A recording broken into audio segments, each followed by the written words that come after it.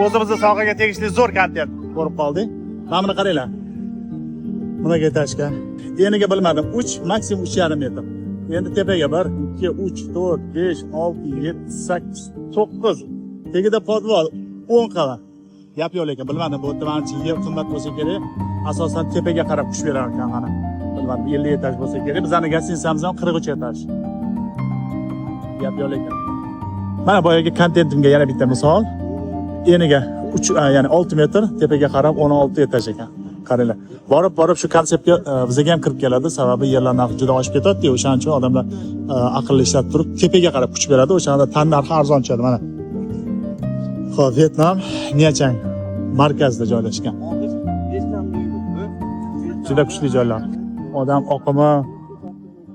Pamta qanaqadir bayram bo'lyapti. Bizlarning kelishimizga to'g'ri kelib tush bayram.